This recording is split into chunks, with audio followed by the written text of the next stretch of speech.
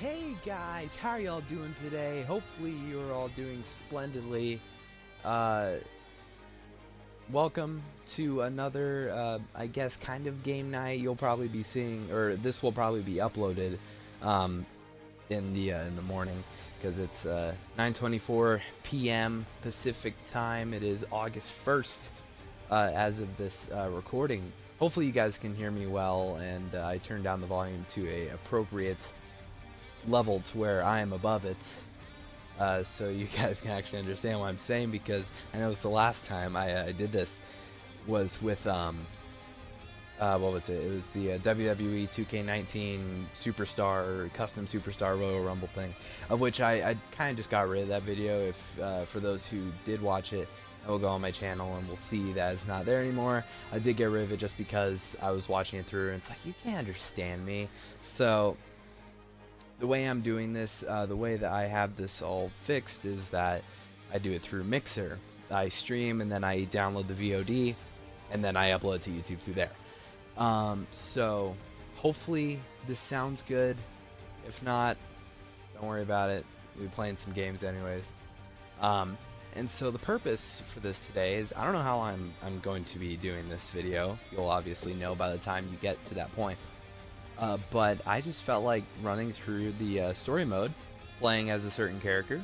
I've already played as Optimus Prime through the entirety of Transformers Devastation, though I haven't recorded it or anything to put it on the channel. So I was just thinking maybe we could go through and play as a certain character of any kind, really. Whether it be, you know, Wheeljack, Grimlock, Bumblebee, or Sideswipe. Probably Sideswipe, to be honest. I'd probably go with him. But, yeah, so I guess without further ado, we can just get that started. Let's see if finish this on the warrior difficulty. I'll probably be doing the same. This character from the original scenario? No. Is that the right button? I'm a fast reader, so I might have just decided, like, maybe obnoxious, or not obnoxious, ignorant to it. Yeah, I think we'll play Sideswipe. Let's see what weapons we want to equip here. Beforehand, I wanted to go through and equip some weapons I felt were fitting of these characters, and Starscream's Null Ray I feel are not fitting whatsoever. I feel like Starscream's Null Ray are not good at all, and I think that is proven by the fact that his attack power is like very little. Let's see here. Let's see. Ice spread shot. I don't know how I feel about the spread shots, to be honest. For those who have played this game before and know what's going on, trust me, I really don't know that much about the weapons and what they're good for and what they aren't. So bear with me as I'm just kind of winging it, to be honest with you. Could go with Shockwave's blaster, because I mean, I am Shocktimus989, and as of course, if you guys enjoy this, please do leave a like, comment, and subscribe. Tap that notification bell as well. I always miss out on that one. Let's see. I don't know how I feel about grenade launchers. Yeah, you see right there, Starscream's Null Ray is 7 attack power. That is pitiful. I'd like to go for something in the hundreds, approaching like 200, maybe 300. Something that's like a rifle, not a sniper rifle, but like a blaster. Yeah, I like dual wield too. Dual wield is fantastic. Cryo machine gun. No, these machine guns aren't that great. That's a shotgun. It's got, yeah, I've actually used that shotgun before as Optimus Prime. It was terrible. Grappling hook, of course, it's a grappling hook. What are you gonna do? A flare gun surprisingly has more damage. It's a flare gun. I guess we can use the heavy blaster. That might have already been equipped. Yeah, I really like the dual wielding weapons when it comes down to blasters, so I'll go with the Frost twin blasters. And then I usually like to use a sniper rifle, just so, you know, in case there's any collectibles, which I'm actually only missing one collectible in the whole game. It's a Decepticon insignia. It's on the Proud Star level. And the reason I'm talking about it and I haven't gotten it is because there was some sort of bug where I wasn't able to get it. I'm not entirely too sure what that's all about. Hopefully in this run I'll be able to get it, and everyone will be a happy camper. Star Saber, I would use that, but that's more of an Optimus Prime weapon. I'd like to use something that is twin swords of kind. We'll go for the twin Energon swords. Alright, and I think Sideswipe is all ready to go. Tech, let's see. Sorry if I'm kind of underprepared in the sense that I am now just applying all these upgrades and whatnot. Because to be honest, I really did not have any real intention to do this until a few minutes before doing it. So I don't need rare weapons or anything like that. Health recover. I think we'll go for that. Being that I haven't played a Sideswipe through the campaign for the majority of it, I think that would be good.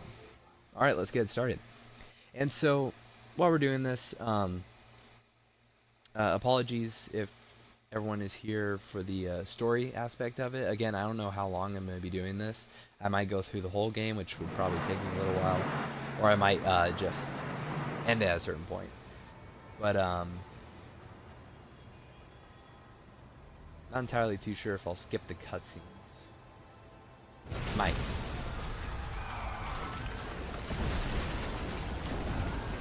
Sounds kind of loud on my end, so you know, my audio might be taken over. I don't want that. Structicons! And who are those? Megatron. I know one of those guys was Blitzwing. Oh, he's Starscream. Yep.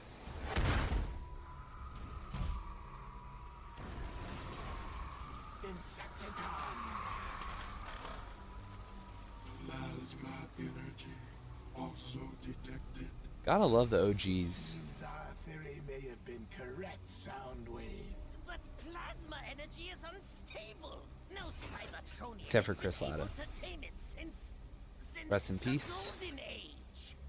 Chris Latta passed away, right? I'm pretty sure. Starscream, Hopefully I'm not just saying that he did, and turns out he's not. named you. Oh, one of these days, Megatron. Alright, we're gonna skip the cutscene here. Sorry about that, everyone, if you were here for the story. I'm sure that it's all good, that all the sound is good, but I'm just feeling a little, little pessimistic, I guess, maybe? Alright. So, the objective of this is just to beat the campaign as Sideswipe and also get that last, Decepticon insignia, Decepticon flag. I think so, Optimus. They're creating hurricane force winds like they're trying to sweep the city clear. Oh no. Ooh, wow. I like these swords. They're like lightning swords, except it's Energon.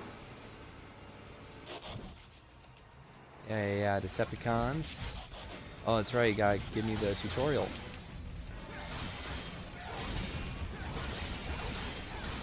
And so also, kind of while we do this, and I will also be talking a lot about my stop motion series, the Transformers: The Awakening series, the Aftermath arc that I have going for me right now.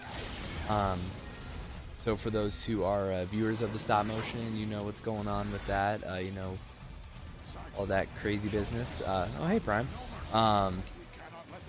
Then yeah, we'll get to talk about that. I guess that's Sideswipe's thing. But yeah. Again, everyone, hope you are all having a good day, evening, whatever time may be that you're watching this. Ooh, there we go. That's the way it's done. As a little single shot there from Sideswipe. Yeah, so I mean, I guess I can talk a little bit about the Transformers: The Awakening saga and you know what it's all about. For those who don't know, I can give a little introductory to what the series is all about and kind of explain to you what I like to do from it. kind of what to use it as for a platform for me in the future, when it comes down to Transformers, stop motions, and really just stop motions in general. So yeah, really just the inspiration that I got from it came about just really, in reality, that's kind of what I wanted for my YouTube channel to be based around, was stop motion animation. That's not how it was at first. I just kind of did lots of gaming videos and lots of what else? Lots of gaming videos and lots of wrestling videos and what may have you. And while those are all fun, and I absolutely love all those, the end goal was really just stop motion, because I grew up watching those. Even though I don't know if I'm within the right to say grew up, as I'm just turned 17 as of this July 11th. But yeah, I definitely grew up watching those, and was just a huge fan of stop motions. I was blown away by all the stuff that people had done. I won't give certain names. I won't do name drops and all that, just for a sense of confidentiality, as if it would matter. Yeah, it's definitely a huge stop motion fan, and I got into it in 2016. It was November of 2016 when I made my first stop motion that I actually published on YouTube. It was Transformers: The Awakening Part 1, and that would absolutely take me a long way in regards to oh shoot, sorry about that. That would take me a long way in regards to what I do for the rest of my channel, and just kind of the whole goal of it was to really just kind of get my foot in the door when it comes down to doing stop motions. Because in reality, I had no intention of continuing the Awakening the way I did, because I initially just wanted to do a 3-parter, and then after that just work on something else, whether it be Star Wars or Batman or something Lego or may have you. And so I did the Awakening Part 1. And for those who would watch my discussion videos and whatnot, this is probably familiar, hearing me talk about my origin story, my superhero origin story. So sorry about that, but I definitely it's a lot of fun to reminisce on where I kind of came from. But yeah, so I kind of just wanted to do a 3-parter, and I did the Awakening Part 1. I felt like the Awakening Part 1 was incredible at the time. Nowadays, I don't think that at all. But yeah, I thought the Awakening Part 1 was awesome, and I could not wait to get into the Awakening Part 2, which I eventually did. And then the Awakening Part 2 comes around, and then I start doing... Oh, it's a trap. Then I start thinking about doing Part 3 and kind of wrapping up everything as a grand finale. And so I guess I'll kind of dive into the mindset of Part 1.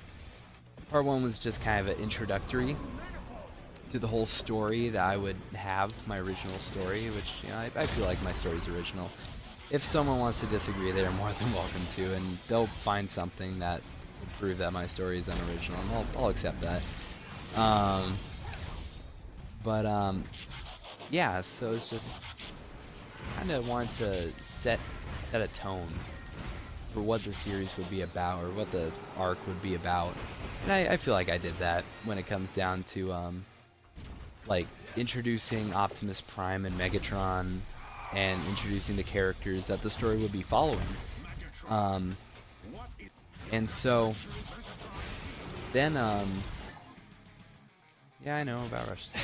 And then we would get into episode 2, where it would just kind of continue an already set story, introduce a couple characters along the way, and just kind of set the tone for what a later episode would be about, or what a later part would be about, being Part 3. Oh, there we go. And so, yeah, then, you know, I finished part 2, and that was so much fun. I love part 2, which part 2 grew incredibly fast, definitely faster than part 1 did, and I'm very proud of that.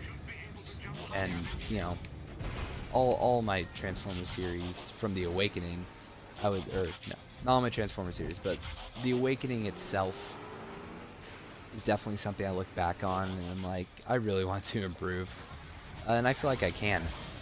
Hence why I'm going to be doing a remaster, or remake, if you will. And so, wait, oh, what was LB? Me?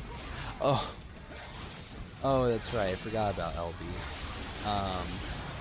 Sorry, I've been doing LB a lot. What the heck? Well, not in this playthrough, but in general. How did I forget?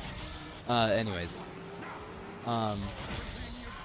Yeah, so I feel like I can definitely improve where the Awakening set the tone, and that's why I am going to be doing a remake of it, which I'm very proud to do. It's not because I don't like the Awakening original, it's just I feel like it's, you know, it's the first stop motion I ever did, so to go back and remake it and to improve it to my today's standards, I feel like that's a great thing to do. A lot like, you know, if you look at games like Halo, and because they've done all these anniversaries for Halo, or they've only done 2, but you get what I mean. Halo CE anniversary and Halo 2, just, you know, they changed nothing from the story of the game, but what they did was, of course, update it to today's standard of graphics, which I'm going to be doing part of. I'm definitely updating the graphics per se, but I'm also going to be adding some new stuff that won't leave plot holes in the series. Definitely have stuff that can have like either an open ending or a closed ending, depending on what it is. So, you know, there will be new dialogue. It's not going to be like a crazy amount of new dialogue. It'll just be new dialogue in general. Yeah, just, you know, a couple maybe new scenes that won't change much. But yeah, so anyways, where was I? Talking about episode 3, right? Episode 3, part 3, I should say, was a lot of fun because I always love a story that has a satisfying ending, and I'm not trying to toot my own horn here or anything, but I feel like episode 3 had that satisfying ending. Because, you know, the satisfying ending, I believe, in any story where there are heroes that are trying to overcome the dastardly villains with the scheming plans, I feel like, you know, the real satisfying conclusion is the heroes getting the win, and then leaving that open-ended ending to a point where anything that you put your mind to could possibly happen. So it's like, again, this is, you know, or I never said this at the beginning, but you should definitely be advised that spoilers are big in this, as I'm going to be talking about the entirety of the series as I play this game. So with Megatron, or then Galvatron at the time, with his death, and Optimus and the Autobots winning the day, and saying that, you know, they're going to be going back to Cybertron to rebuild it and all that, I feel like that is a satisfying ending, just in the sense that the heroes did win, and they're going to proceed to further gain their goal, because that's the goal of the Autobots, is to make sure that Cybertron is safe and that it's, you know, prosperous and everything, and to defeat Megatron, whether it be to kill him or to imprison him. Even though, you know, that may sound drastic to, you know, ill. That's just kind of, you know, the lifestyle of Transformers in that era of their life. That's just kind of how it is. As unfortunate as it may sound. Wow, this is very close. Yeah, so the Autobots, you know, they win, of course. Heroes win, right? All the time. And so, in doing so, the Autobots go back home to Cybertron, and that's just kind of left there. And that is the ending of the Awakening. And so at the time, I had no intentions whatsoever to continue the story of the Awakening, just because it had that satisfying ending that I feel like people could be happy with. And so then there was an after credit scene in the series, of which, you know, again, kind of implied that open-ended ending where it's like anything that you want to imagine could happen might just happen. And so then mid 2017 rolls around, and I had finished episode 3 in January of 2017. And so I thought maybe I should continue this story, because I feel like I have a lot of great ideas that can be put to the table, and that can be greater emphasized in the form of stop motion. And that's when I got the idea to do to do Operation Revival. And so with Operation Revival, I wanted to emphasize on characters that really hadn't been used before, and I had kind of set the stage for that in The Awakening. Just because, sorry, I feel like the audio might be too loud again, and I'm just, you know, very weary about that. Yeah, so I got the idea to do Operation Revival with the intention to have original characters. Of course, you would have Optimus Prime and Megatron, but you just have characters who, all in all, plenty of characters who didn't have that much attention to them, like for example, Sky Shadow, Alpha Bravo.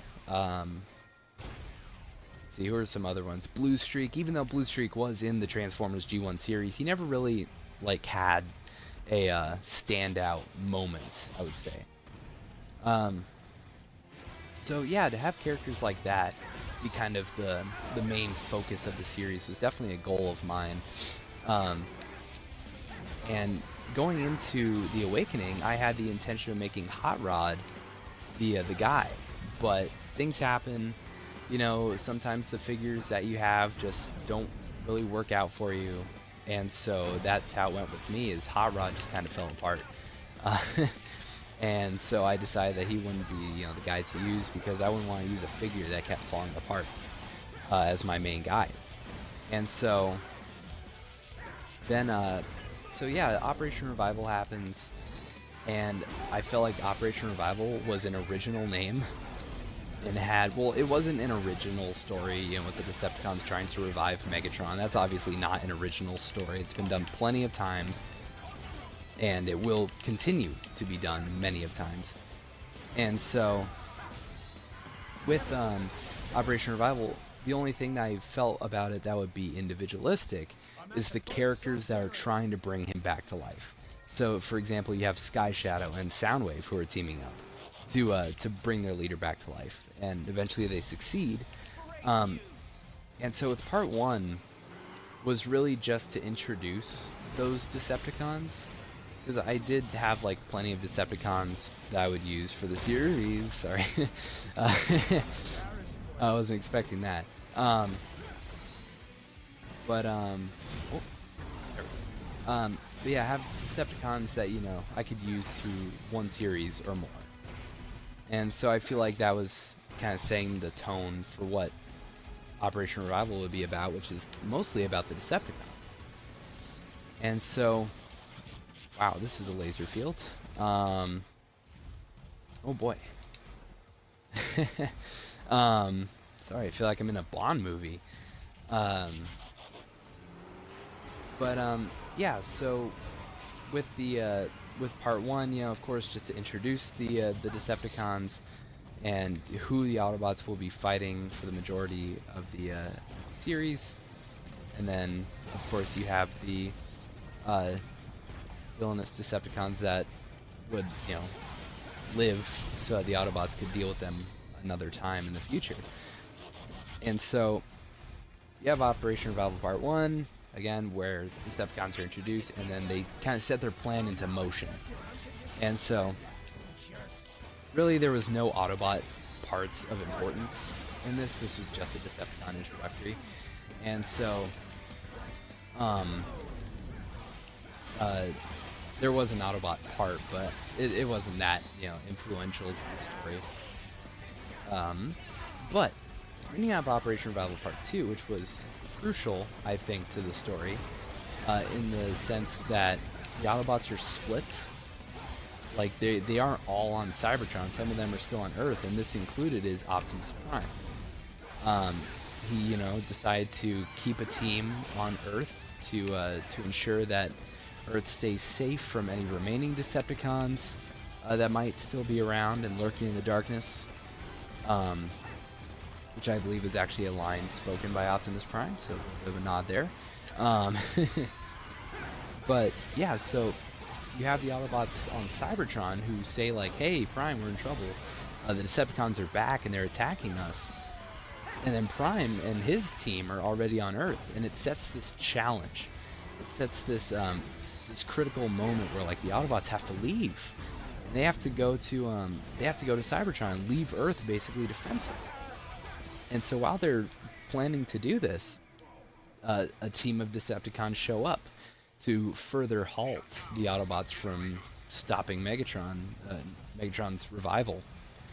And so, this happens, and the Decepticons are starting to take over Cybertron, so they're, finally able to do that, being that the Autobots are so split at the time. And they take over Cybertron, and Megatron gets revived. Meanwhile, on Earth, the Autobots stop the Decepticons, and then all get ready to go to Cybertron, of which they do. And then, the heroes that they are, they go in and start whipping Decepticon can and eventually take Cybertron back. However, at the cost of this is Megatron gets brought back to life, and a few Autobots are lost. And this we get into Operation Revival Part 3, where it's the huge battle, Autobots versus Decepticons on Cybertron. Devastator's there. Speaking of Devastator, find the Constructicons right now. How fitting. Excuse me. And yeah, so you just have this huge all-star battle of the Autobots taking on the Decepticons.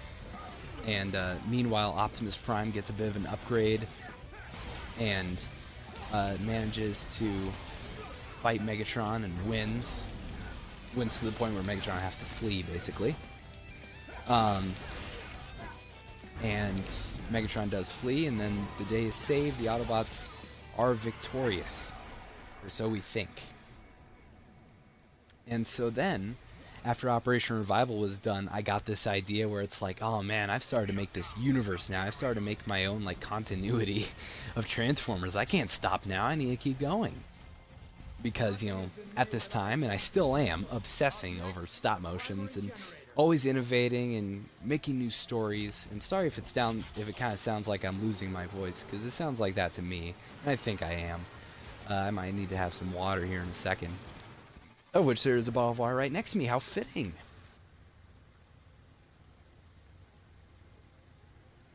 Alright. Sorry about that. But, yeah, so then, excuse me.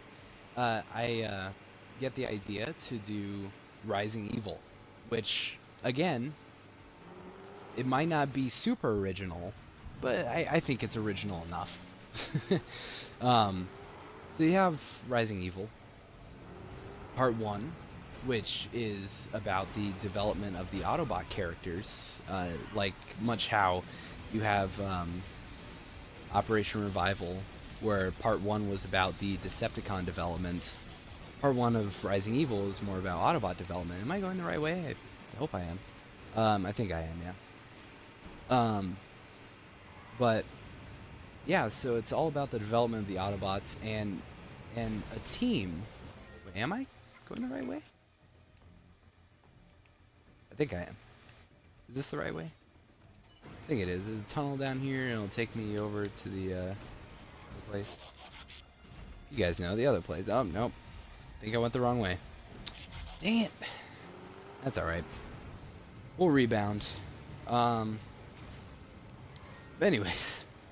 Yeah, so it's just this grand scheme of things in which the Decepticons are starting to try to make their comeback against the Autobots.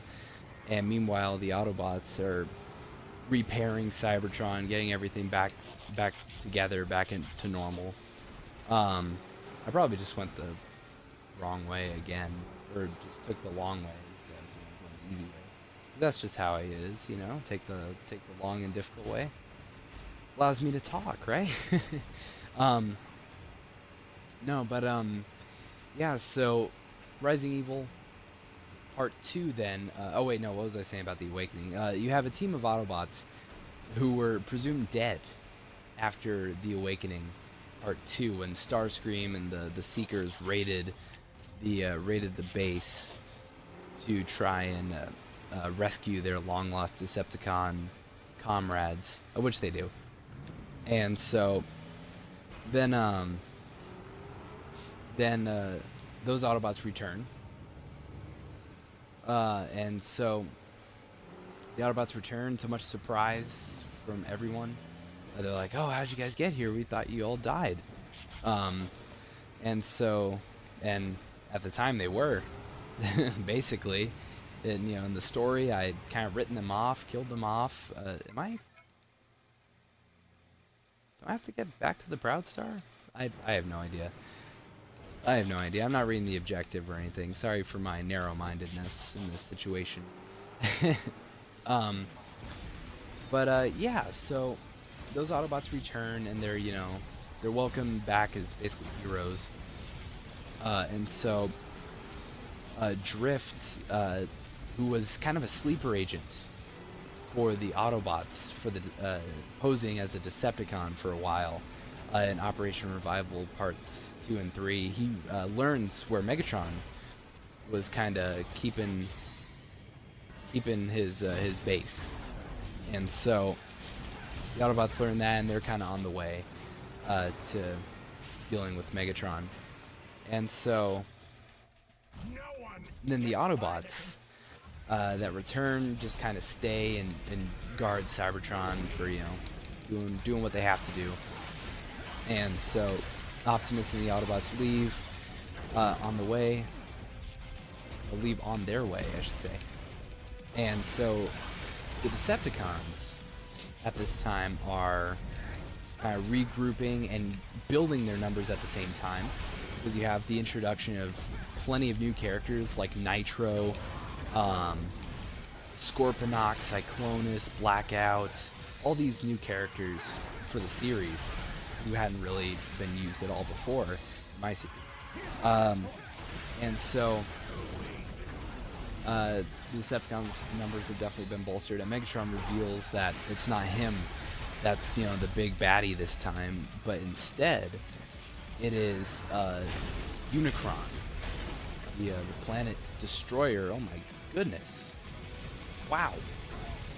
I just lost a lot of health.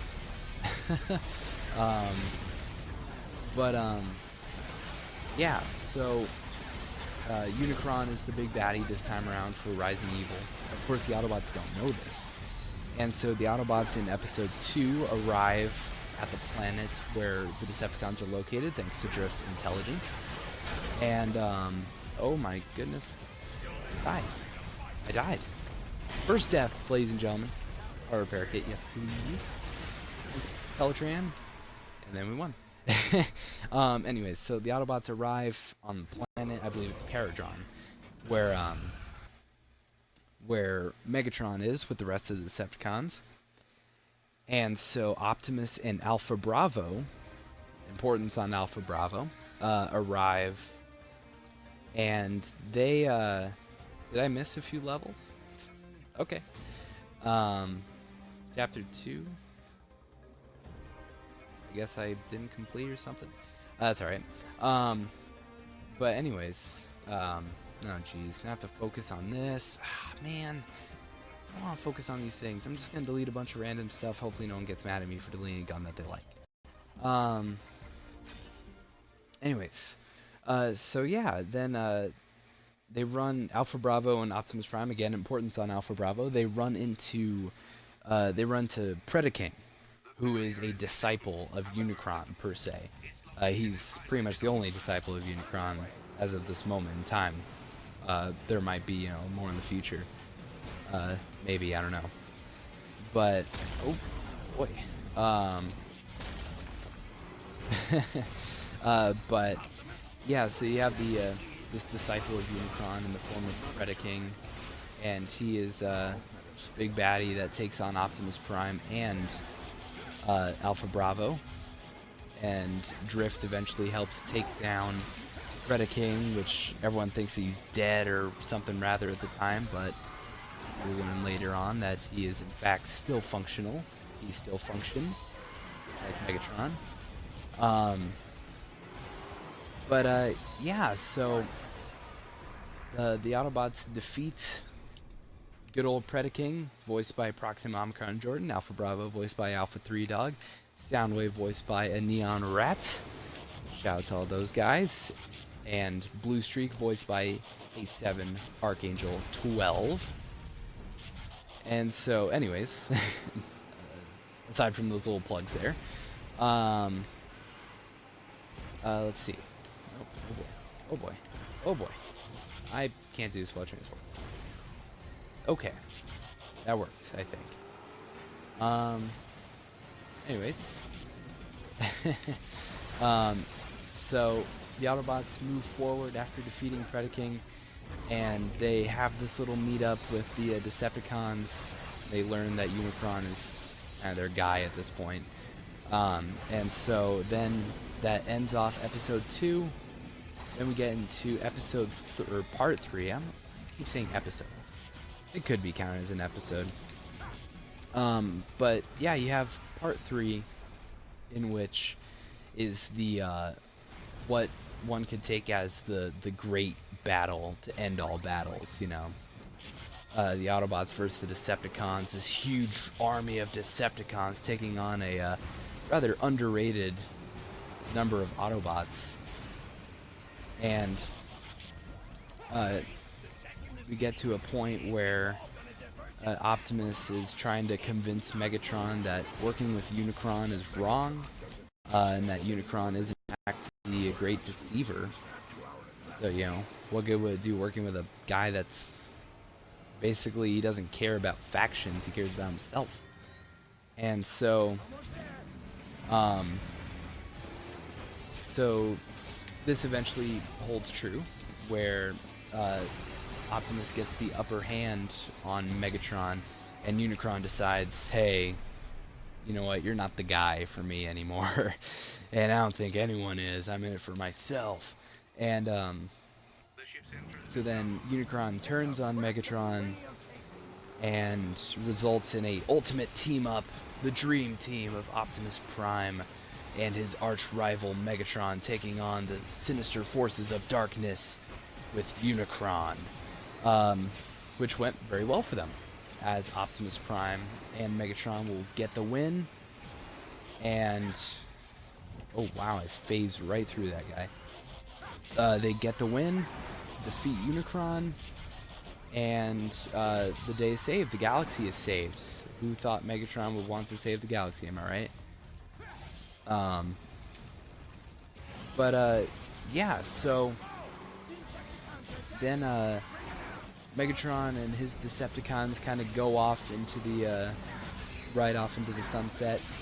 But meanwhile, while all this is going on Cybertron, you have the captured Decepticons of Sky Shadow and Soundwave, who plot and eventually bring out their escape.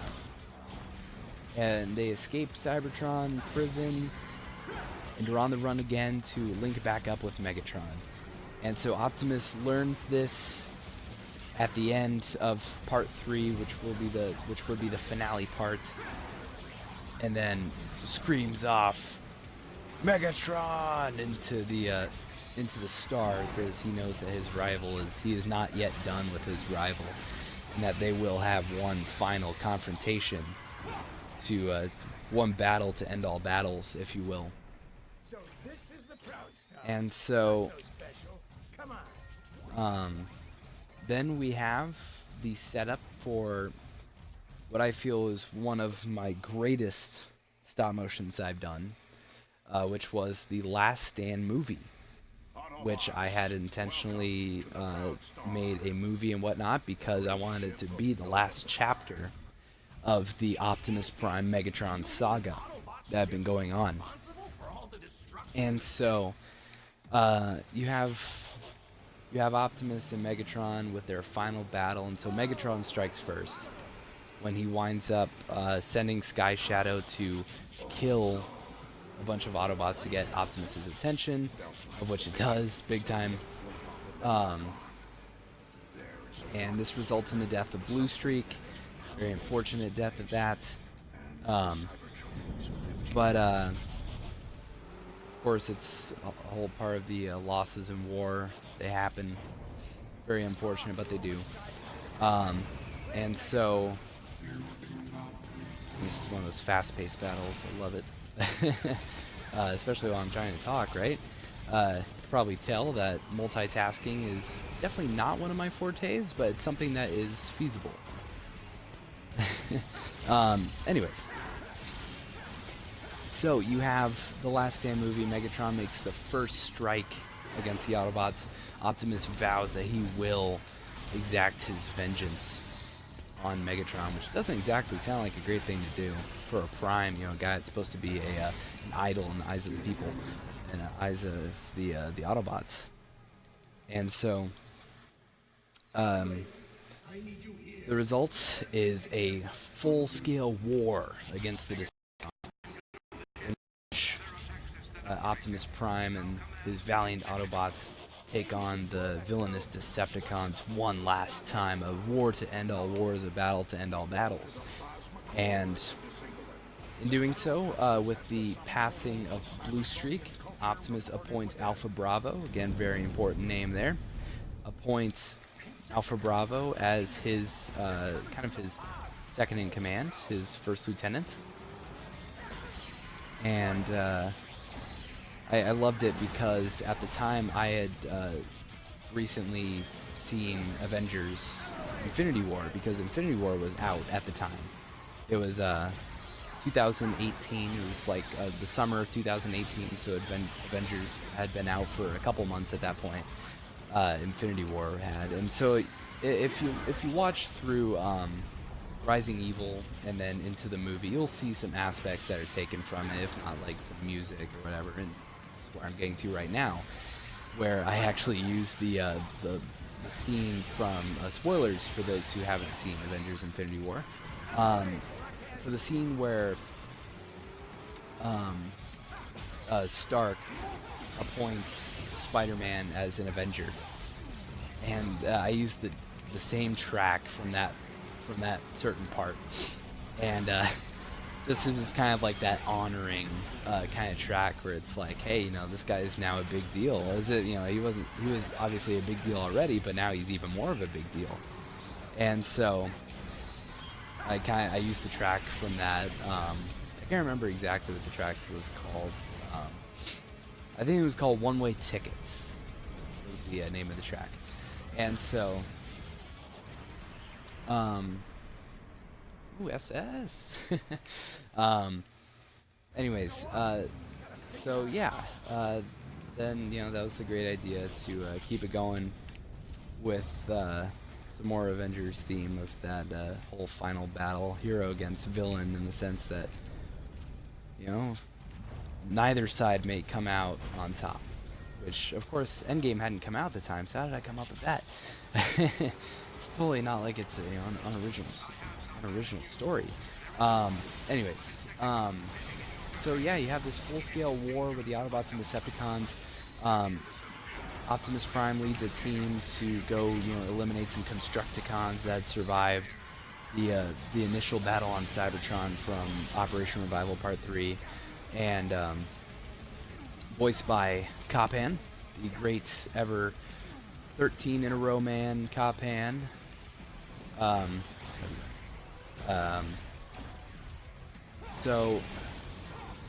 Yeah. Optimus kind of leads this hate campaign against the Decepticons. And so this leads him to a location with a new team. Well, not a new team. There are a few new people on the team. It's like a temple is what he finds. And so he goes inside this temple by himself, and he has the rest of the Autobots stay outside to guard.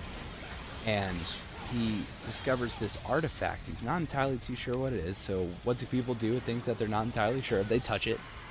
You know.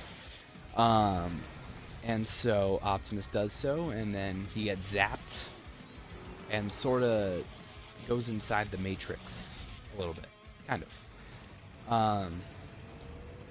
And so he goes inside the Matrix and has a conversation with Vector Prime, which would be very influential to how the story would end for the Optimus Prime Megatron saga.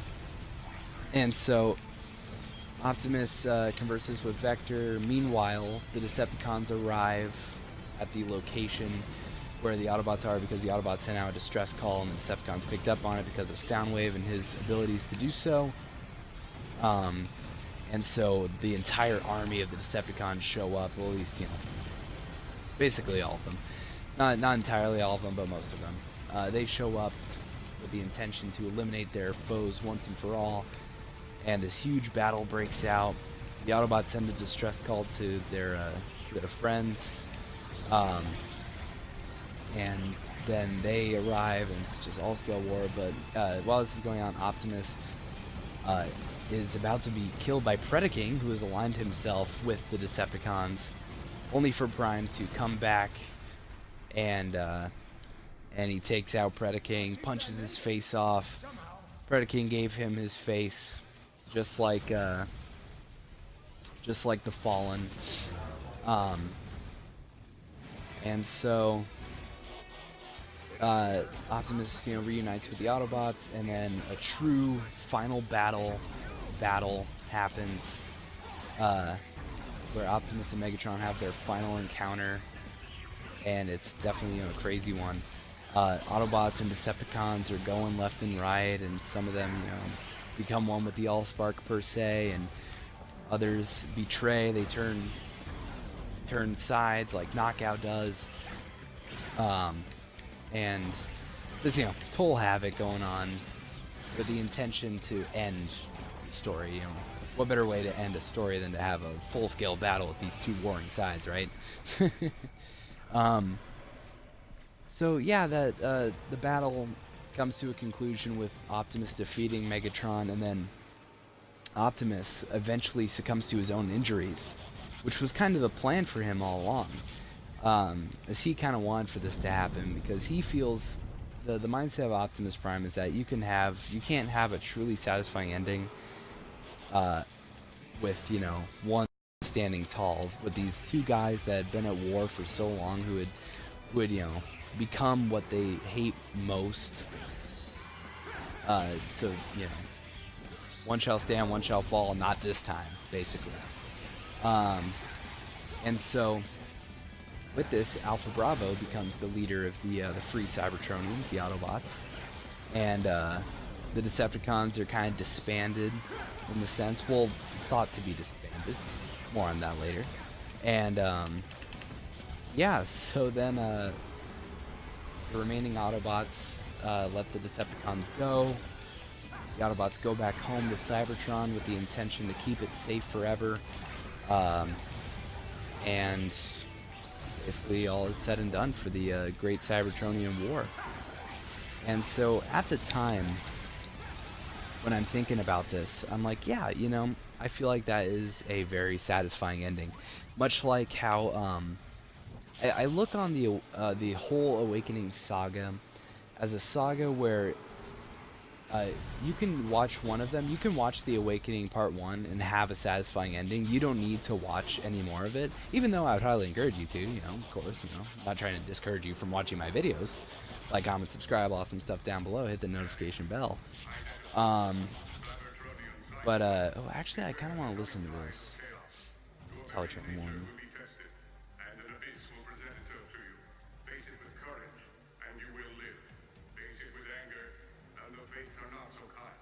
Have you been talking to my brother? Because you sound just like him. Oh yeah, this is also where the Decepticon flag is, so I really want to get that if it's here. I swear, you know, I've gotten it in my Optimus Prime run, and it just, you know. Oh, there it is. I saw it. It's right there. Hopefully you all saw it too. Well, you're about to see it. I'm about to shoot it. Come on, go away. Yeah, that's right. Disappear. Decepticon insignia. There you are. Boom. Gotcha. Gotcha, buddy. Is that why? Oh, that's why. Because that thing would cover it. That's why I didn't see it. Okay. Alright, so that's all the collectibles, actually. Yep, I just got the achievement for it. No stone turned. Find or collect all collectible items. Info logs. No, not info logs. Collectibles. All the Kremzeeks, all the Decepticon Spy Ops, and all the Decepticon flags. There we go. That's one half of my mission accomplished, ladies and gentlemen.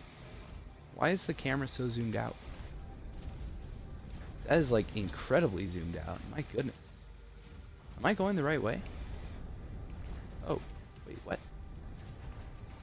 Why are these taking so long to happen?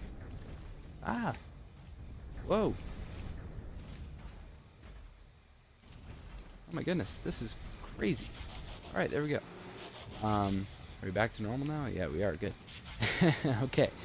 Anyways, yeah, so the Awakening series, I look at it a bunch like you don't need to watch it all to have that satisfying conclusion, because The Awakening has that satisfying conclusion, and the Last Stand movie also has that satisfying conclusion. And so I love leaving open-ended endings in the sense that you don't know what could happen next, but it's always good to have that creative aspect of your mind flowing, thinking about what could happen. And so that's really what I wanted to do with the Last Stand movie, is leave that open-ended ending. You don't know what could happen, but it's always good to leave your mind open for what could happen. And so I got the idea to give that story of what did happen. And so hence why I have the Aftermath series. And Aftermath is the what will be the conclusion to the entirety of the series. Activate my little special thing here to kind of get an edge on these. Anyways, where was I? So yeah, so having that satisfying conclusion, and I have not finished filming as of this time of me doing this. I have not yet finished the filming process of the Aftermath saga or series. I do have it fully scripted. I have it all fully planned out. I just have not filmed or edited 5 or 6 yet. Episode 4 is out. I just posted it about 6 days ago-ish, I think, so feel free to check that out if you guys will. Yeah, so it's just that whole idea of that open-ended ending, and then having that satisfying conclusion, which I believe Aftermath will bring. And so you guys will definitely have to check that out when you get to that point. When I get to that point of posting as well. Yeah.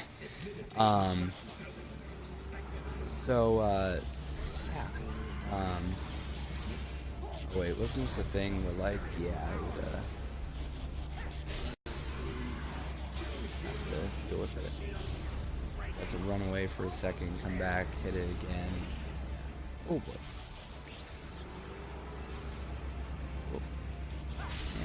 Booyah! Booyakasha!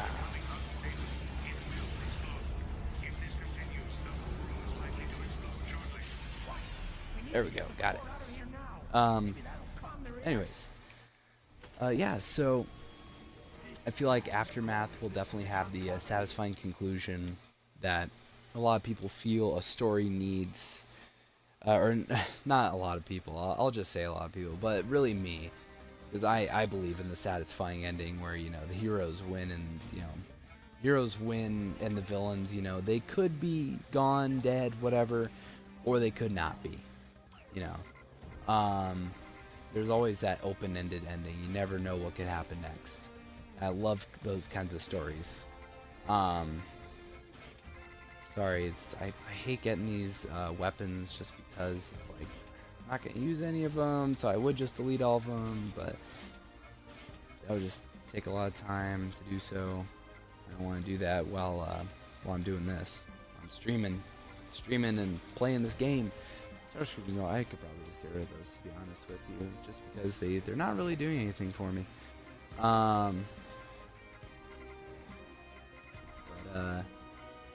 Yeah, so where was I? Aftermath, having that satisfying conclusion, what I believe a good story will have, at least my stories, I always want my stories to have that satisfying conclusion where the heroes win.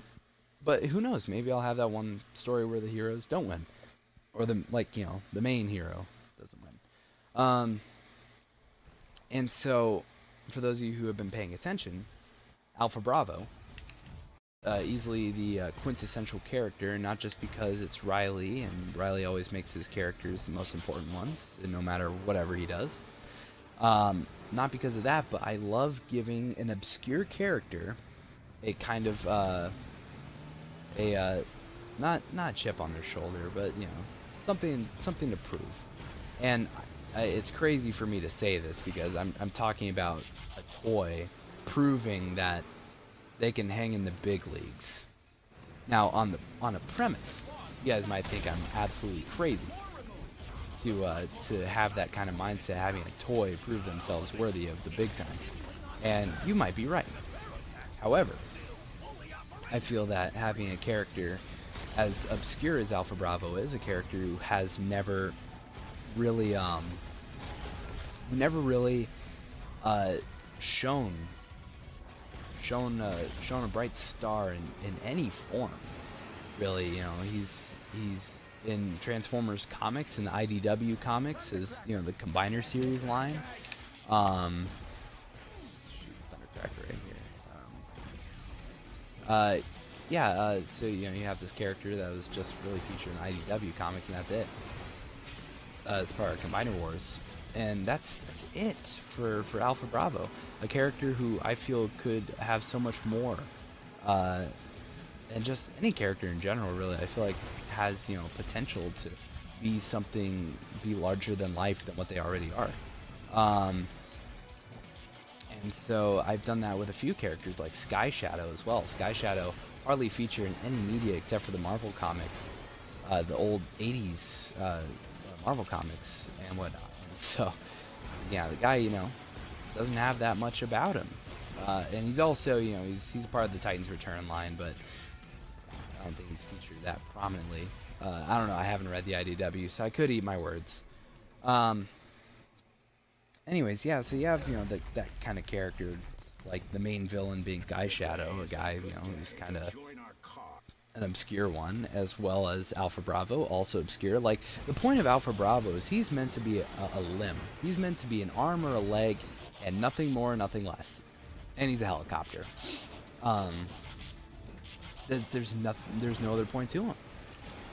But I feel like it's great to be able to take a character who has that, you know, that's what they were meant to be, and turn him into something that they were never thought to be. And so, yeah, that's what I love about my series in particular. And again, I'm not trying to sound like I have this star-sized ego or something, but, like, you know, it's just I love that idea of having a character who's super obscure be a main character. And I'm not saying that I'm the only one that does this, because I see it all the time with other Transformers Transformers stop motion series making YouTubers. They do it a lot, and that's perfect. I feel like that's what everyone should do, because you have all these mainstream Transformers characters who are all mainline, have been mainstays of the Transformers series for a long time. Optimus Prime, Bumblebee, Jazz, Starscream, Soundwave, Megatron, all these characters that are all mainline and have been around forever, and they are always the ones that are in that big Hollywood blockbuster spot. And yes, I'm not gonna say I didn't do that, because I did. Optimus Prime was my main character for the majority of the series, but to then put that responsibility onto a different character like Alpha Bravo, it's definitely something to consider. And if for any of those creators who are looking for inspiration and looking for something new, I go with that. If you are a Transformers stop motion creator and you want to have an original story, I would start with an original cast of characters.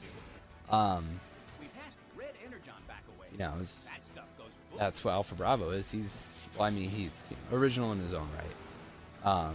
He's definitely original in the sense that he doesn't have a voice. He doesn't have like a characteristic or anything.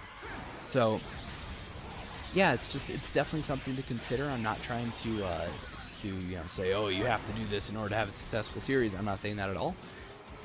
Whatever anyone wants to do with their own Transformers series, or any series in general, really, choice is theirs.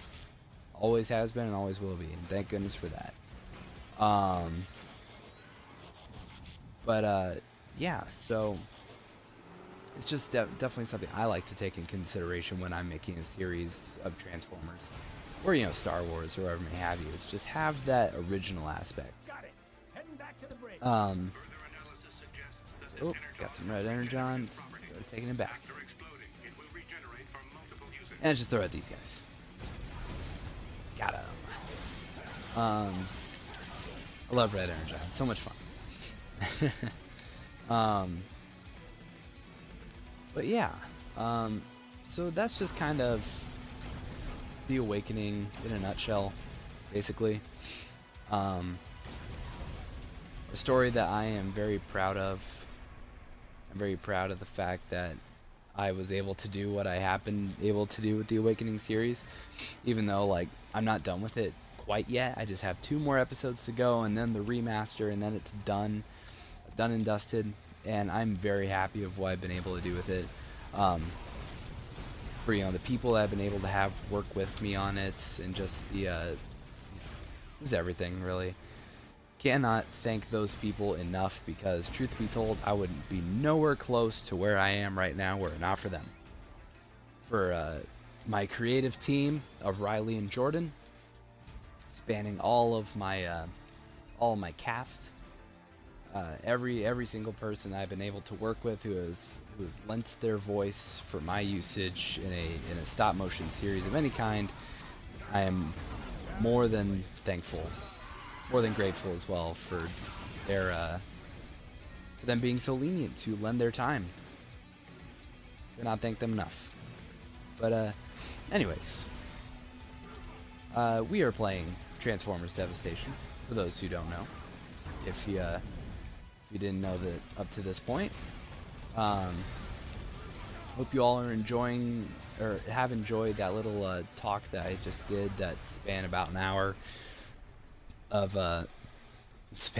this video, just so I could talk about my series, my Transformers series, because I love talking about it, just because sometimes I feel like my ideas that I have for the story are not always emphasized.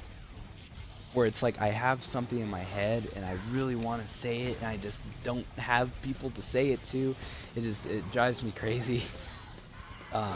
Just because I want to just be able to talk it out. Because I might have a story idea that's really confusing, and then I could just go on about maybe an hour about that story, about what I want to do with it and where I think it'll go and what I think will make it successful.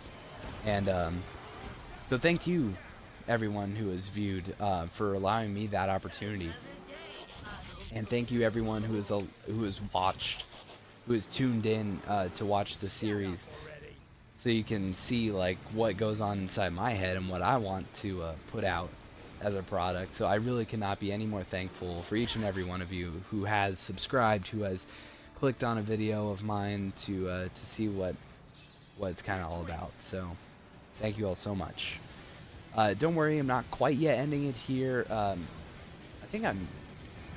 How far into the game am I? I don't know. I'm quite yet halfway, I don't think. We're getting there. We're getting there. Again, I don't know if I'm gonna finish this all in one sitting. It might be possible. I don't know. If it seems like kind of a speed run going on here. Is not something to be ashamed of. Do what you got to do to beat the game as certain characters. And truth be told, like, this game really isn't that hard. This game is really not that difficult. I remember playing this the first time around. The first time I ever played this game, I was on this mission and the Blitzwing boss fight that I'm about to have in a second, just thinking, oh man, this is terrible. I'm never going to be able to beat this guy. I was playing as Grimlock, so Grimlock doesn't really set the bar very high for those who don't know. Well, I might be totally wrong in that sense. I could eat my words there in the sense that people actually really enjoy playing as Grimlock, and if you do, I totally respect that. It's just, me personally, I don't like playing as Grimlock. I like playing as, Optimus, just because Optimus is OP. Optimus Prime, OP, overpowered. And Sideswipe too, just because Sideswipe is an awesome car. Awesome Lamborghini. Alright, Blitzwing. I remember playing this through the first time as Grimlock. Oh man, it was awful. Worst boss fights I've ever had in my life. Trust me, once we get to Shockwave, it'll be way worse. Oh, that's right, Shockwave too, man. Oh boy, Shockwave is not a fun time.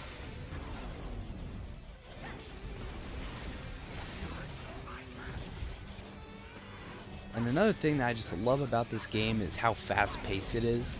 Some people might look down on that, just saying like, oh, it's like an anime game. But you're not wrong. You're not wrong. Not wrong at all, actually. But I really like having these kinds of fast-paced games because it's something that I love in Transformers, and then it's like this awesome fighting game. This game is like a dream come true for me, to be honest. And it came out in 2015. A year after the release of the Xbox One, I believe. And so I feel like this game is a fantastic addition. So much fun. Can't go wrong with this good old Transformers game. Good old fashioned. Alright. I'm definitely making progress. Making lots of progress, actually. Just beat Blitzwing. That was chapter 3, was it? Yep, chapter 3. I say chapter 1 isn't beaten, or chapter 2. What? Or is it just saying that because that's the chapter I just completed? Maybe. I don't know. Ah, my inventory's full again. Grappling hook, don't need it. This weapon right here is terrible. Get rid of it. Just can't get out of here. Don't have any love for these weapons. What does the red mean? Does anyone know what that means? I have no idea. Getting rid of them. Red means get rid of these guns. Never gonna get used. Probably right. Alright. Sideswipe, here we go. Probably keep this going for maybe another half hour. Might close it off there. I guess I can talk a little bit about the channel and how how it's been doing, which I feel has been going nothing short of fantastic. I absolutely love the progress that we've been making on this channel with just the stuff I've been able to do, as I feel is ever improving, and on top of that, just things that I have been doing and things I plan to do. And so with that, I don't know, I've been thinking a lot about what to do, because as much as I love stop motion and all that, I don't want stop motion to be it, you know? I don't want stop motion to be the only thing that I do on this channel. I want to do more for you, the viewers, of course, because the viewers are above all. Absolutely, and I want to just kind of do something for myself as well, where it's like, I don't want for stop motion to just be it. Again, as I said, as much as I love stop motion, as much as I'm addicted to stop motion, I don't necessarily want for that to be the only thing that I do on this channel. I would love to do like skits, and little fun things that I know I could probably do, like with my brother. I know that he'd have a lot of fun doing that, just because, you know, I feel like we both work very well. For those who have seen the like our videos that we've done together, like the wrestling pay-per-view live reactions and all that stuff, I just feel like we have a lot of great chemistry. We work very well together, and I feel like doing a skit would probably like be the greatest thing ever for us to do. I actually had something in mind that I actually just worked on today, so who knows, maybe it could happen. It's not a guarantee, but it's something that could definitely happen in the future. So never rule it out. Never say that nothing can't happen, because you might be proven wrong. No one wants to be proven wrong. Unless, like, you know, unless you've been doing something wrong and you know, everyone's just saying like, hey, you're doing a great job, then yeah, be told you're doing it wrong and proven wrong. But other than that, if you feel like you're right about something that you really feel passionate about, no one wants to be wrong. Okay, got these sneakers, these phone heads. Ah, the classic Transformers blast noises. I love them. Might I say, the soundtrack of this game is the greatest thing ever. I know it's like a thing that everyone can agree on and everyone knows for those who have played this game, but like, jeez, the soundtrack of this game is so great. I just jumped off the edge like a buffoon.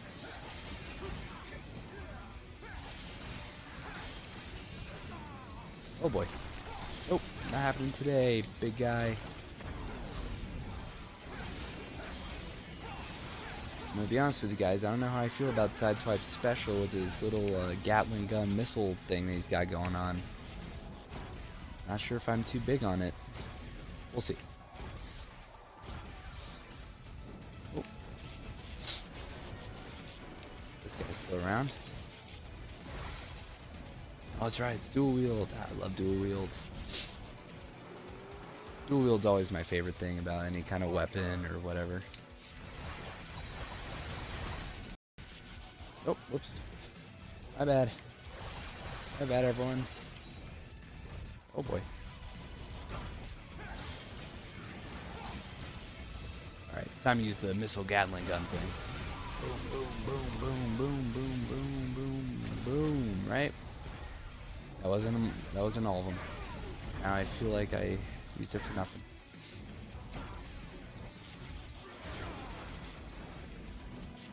Also, might I just put over the challenge system in this game? Fantastic.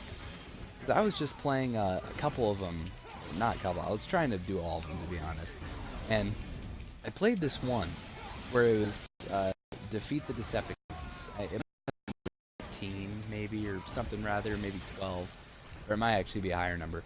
But you play against like basically everyone. Like, you have all these waves for, like, you'll take out a few Decepticons, then you'll take on, you know, Thundercracker and Skywarp, and then you'll take on a few more jabronis, then you'll take on all of a sudden Bumblebee. It's like, what? And it's just like, eventually you just start working your way up, and then you'll start fighting people again, and it's crazy. Can't let Motormaster win. Something that can't happen is letting Motormaster win. Aha! Went up on you, jabroni. Spoiler alert, I'm Sideswipe and I'm faster than you. Oh, shoot, that was the wrong turn. My bad, everyone. Master. What's up with those sound effects? But I feel like the pressure's on, so am I going the right way? I don't know. We're just gonna go this way because the icon is going in the right way that I am, and Motor Master's gaining on me, ladies and gentlemen. Ooh, baby. It's kind of intimidating, to be honest. I don't know what happened to him. I don't know where he went. I don't see him on the radar anymore.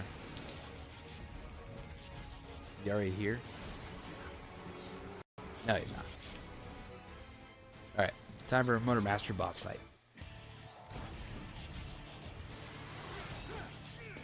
Dude's a scary guy. I mean, look at that sword.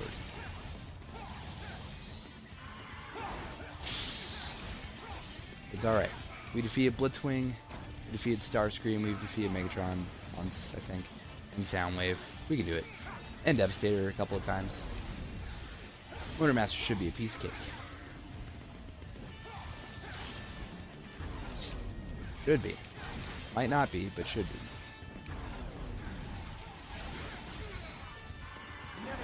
Wow, get out of here, Motor Master.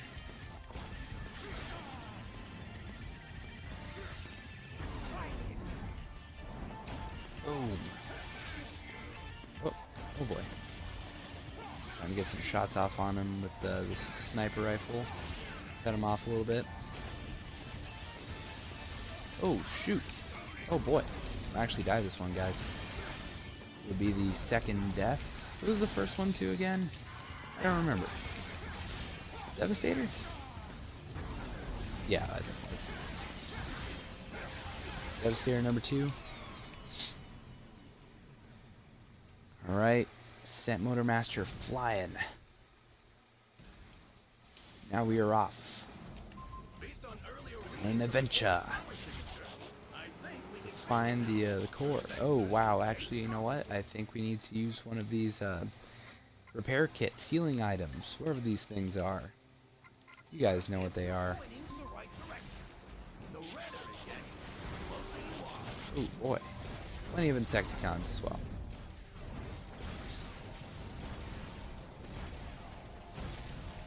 I feel like I'd just be wasting sniper ammo, these guys. So we're just gonna go ahead and move along, keep on moving on. Going the right way? Nope. Go figure. Oh, I think we're getting towards the mission where we have to defend Wheeljack. He gets the core. I think that's where we're heading. Oh boy. These explosive guys. I am? Oh. I'm sorry, I thought I was heading in the same direction that the icon was pointing me. I know where it is. Silly me. Oh, jeez. Right here. Booyakasha. Alright. Time for a Wheeljack defense mission, and then we'll fight Menasor. And then we fight Starscream?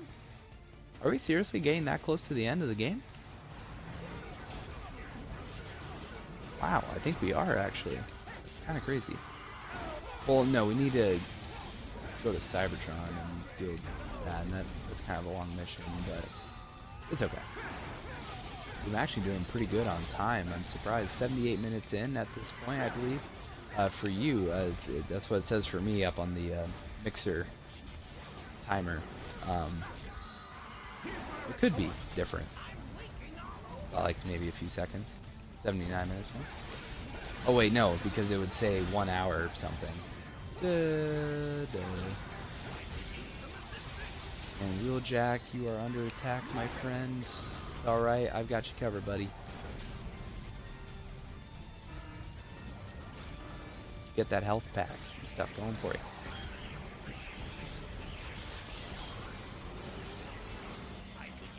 What? Nope. Yeah, I know you could use some assistance, Wheeljack, but guess what? You're gonna get it.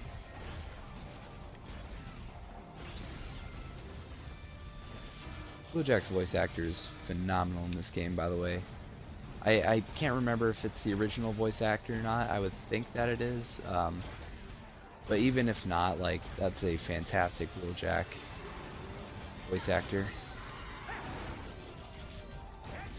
Well, I guess, you know, I could answer a couple of questions I feel like people would have about me, being that this is a live stream, but I don't have the intention to treat this like a live stream, because this is going to be uploaded to YouTube, so it won't be a live stream technically. So, a couple of things. What are things that I'm interested in? As you would probably see on the channel, I am a huge wrestling guy. Absolutely adore the world of pro wrestling. I think it's such a phenomenal, no pun intended for the phenomenal one, AJ Styles. I think it is a phenomenal form of entertainment, and is without a doubt one of my most favorite things, because as an entertainer myself, I appreciate, you know, everything that goes into it. And so, you know, some will ask like, oh, why do you watch wrestling? It's fake, or blah blah. I don't believe in wrestling being fake. I believe in the fact that wrestling is scripted and that it's predetermined. It shouldn't have a, you know, an effect on the viewers, because it's a story. If you watch a movie, is the movie real? Is the movie, like, did the events of the movie actually happen? Did these people in the movie actually hate each other? No. Does The Rock actually not like Vin Diesel? I don't know. Because I haven't seen the Fast and Furious movies. I don't know what goes on. Spoiler alert, I haven't seen the Fast and Furious movies. Yeah, so, you know, I absolutely love wrestling. Star Wars, I like to call myself the biggest Star Wars fan ever, but I know it's not true. I'm a fraud. Though I am an absolutely huge Star Wars fan, that goes to say, like, I know a lot. And I'm not trying to toot my own horn, blah blah, say, oh, you know, I'm better than people when it comes down to Star Wars knowledge. No, I'm not trying to say that at all. I'm saying for me personally, I know a lot about Star Wars, and probably too much. I know a lot of expanded universe, which is probably what I know the most about, to be honest with everyone.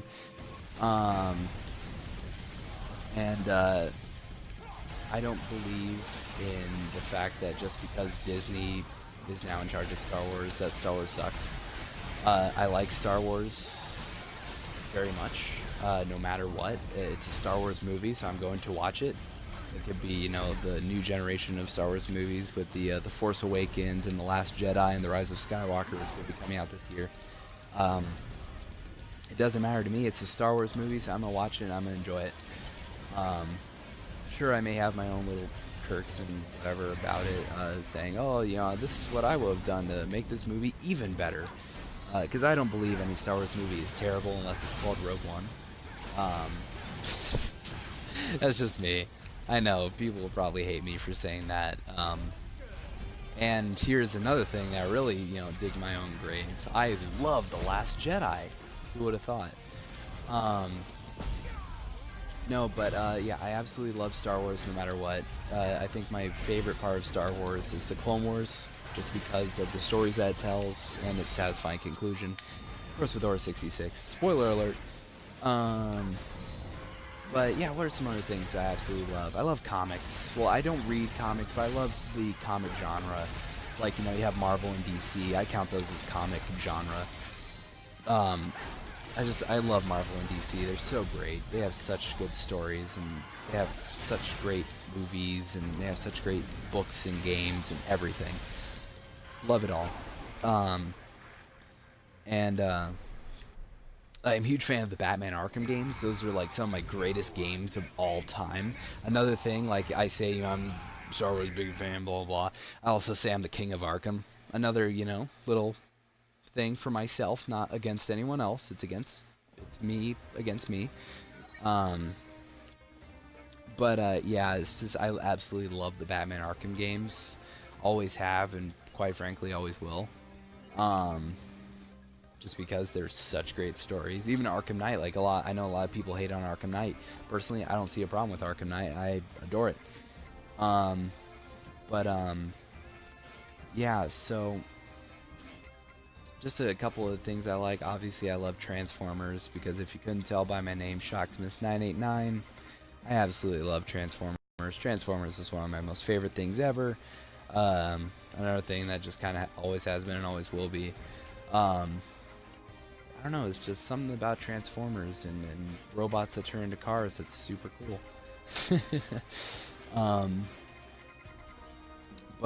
Yeah, so another thing that I'm very much into is Halo and just video games in general. I absolutely love video games, if you probably couldn't tell.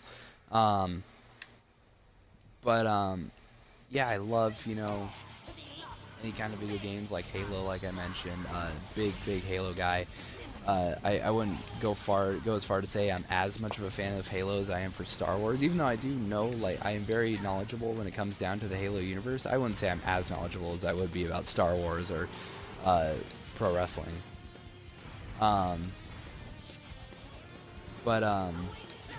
Yeah, it's just, you know, lots of fun to behold on this channel. Another thing is just the ability that I've had to involve all the people that I have in my little universe of, you know, whether it be stop motion or playing video games or just whatever. I'm so happy that I've been able to incorporate my friends into it as well, like Alpha 3 Dog, Riley, for those who've been longtime viewers or just viewers of the channel in general, Alpha Bravo's voice actor, a Neon Rat. I like to call him Broski just because he has changed his gamer tag plenty of times, and it's just, I feel like Broski is a very fitting name for him. We call each other Broski, so it's yeah, and then, you know, you have Jordan, Proxima Omicron, Liam, Phantom Turtle 1, Ace, A7, Archangel 12, just everyone, really. Everyone I've been able to have on this channel has really impacted it in a great way. William, American Arbiter, he was definitely an early bird in the channel. And, you know, just all these people have definitely left their mark in the channel and have made it the great thing that it is today. Or at least, you know, the great thing that I believe that the channel is today. I believe that my channel is great, and, you know, everyone can have their own opinion about everything, right? That's the society we live in. At least that's what I'm under the impression, right? Yeah, it's just, you know, lots of fun. And if you are new to the channel, welcome. Be sure to head over to the channel and hit the like, comment, subscribe button as always. But, you know, before I hit, I was going to say check out the channel trailer I made not too long ago. It was just a little over a couple of weeks ago, maybe. I made a channel trailer that kind of updated it for 2019, and so feel free to go and check that out, kind of learn what the channel's all about, really. Hey, that's a Megatron move, Blitzwing, you're a cheater. Yeah, so we have lots of fun here. No matter what the circumstances, no matter, you know, what game we're playing, no matter what the thing it is, whether it be stop motion, game nights, whatever, we always have fun. Always have fun with it, and that's all that matters. At the end of the day, if we're having fun, then that's, you know, that's all that's necessary. And we're just gonna fire our little Gatling gun rocket dealio at Blitz. Hey, he shot me while I was using my special. That's not okay, buddy. And another thing that I like to do with this channel, I like to keep it family friendly. That's my whole ideal with this channel, is to have it be family friendly. And I apologize if for those who have viewed get a different impression, because I definitely have friends who not to throw shade at my friends who might be watching this video, but you know, they in the world that is not me on YouTube, when they're not directly involved with my videos, they don't have any filters. They you know, they don't care, and that's totally understandable and respectable from where it is. It's your own life, live it the way you want to.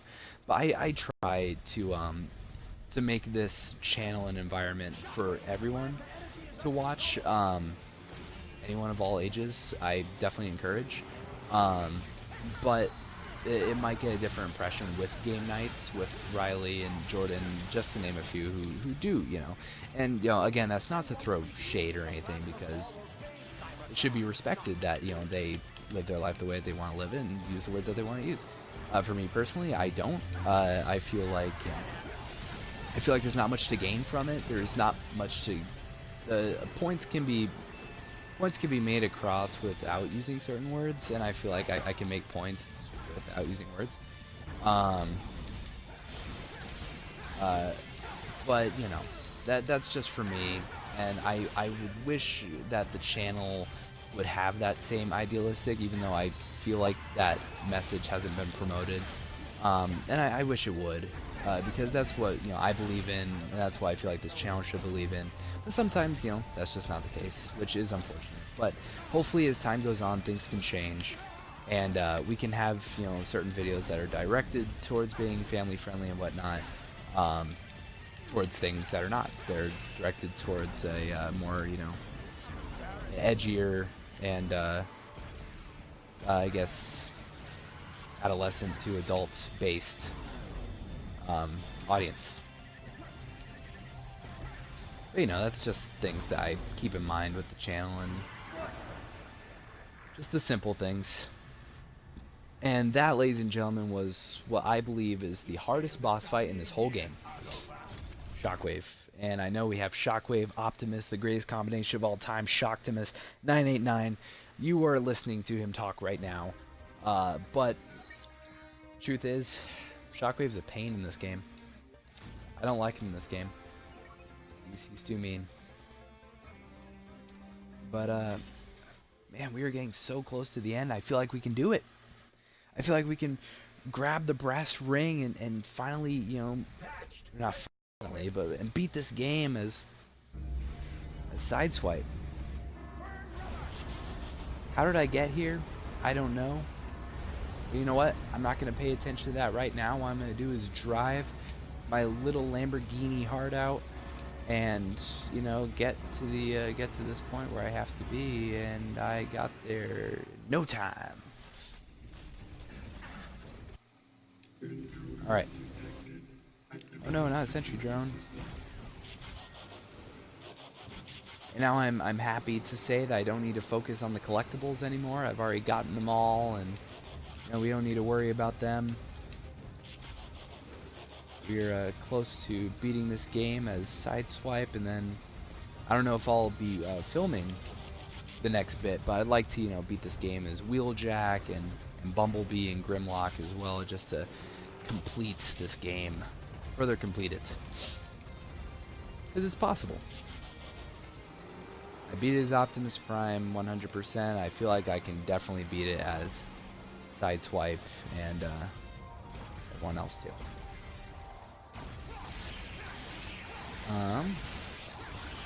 Alright, taking out some Insecticons. Insecticon punks. Oh, shoot. Oh, lordy me.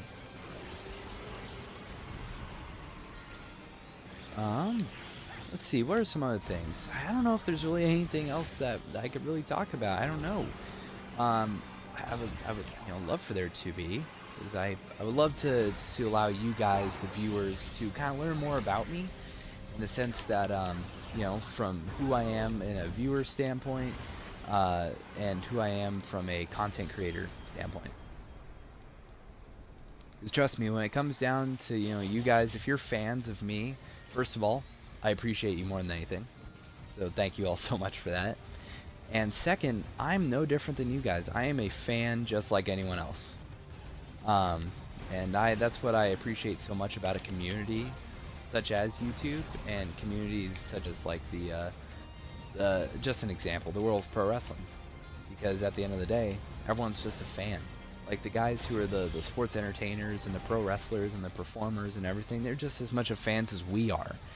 You know, and that's the same thing with this. Like, just because I'm a content creator of Transformers doesn't mean that I'm not a fan. Like, or it doesn't mean that I'm above anyone else, I think is what I'm trying to say. Because, you know, I don't believe that.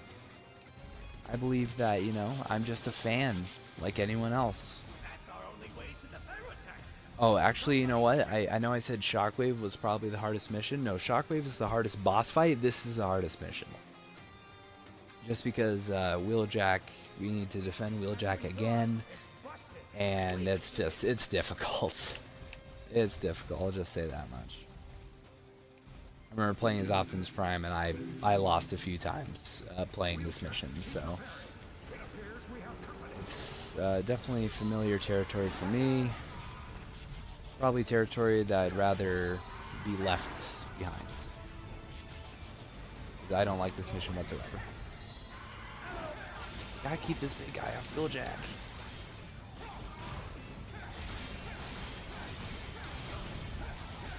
Alright, boom. We're gonna save up our ammo in the sniping department because we're gonna need to use it against some of the sniper boys like these guys.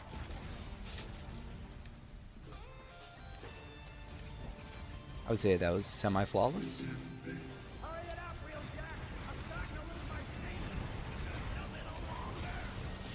Good on us, team. Let's go. Booyakasha. Oh yeah, that's right. We gotta keep an eye on these shrapnel. I don't know how you say these guys' names. I like to think I do, but truth be told, not a clue. Oh. Oh, come on. There we go. Oh boy. Oh boy. You gotta pull out the missiles. You gotta pull out the missiles. You gotta pull them out.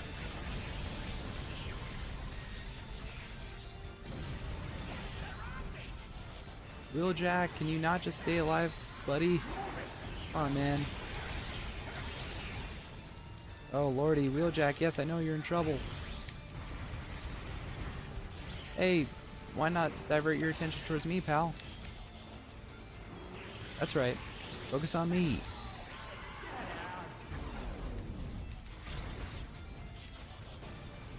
Oh jeez, this one's tough. Man. That's why I just don't like I just don't like these defense missions, defend your allies stuff. It's so difficult. Get the claw out of here. More seekers, that's terrific. As long as we get rid of those seekers, then we definitely alleviate what would be a problem later on. So that's what needs to be done. And we need to get rid of those guys too, the explosive ones, because they are no fun. Where's the seeker? There it is. Uh-oh, what's going on? We're gonna have to use our great missiles on these guys.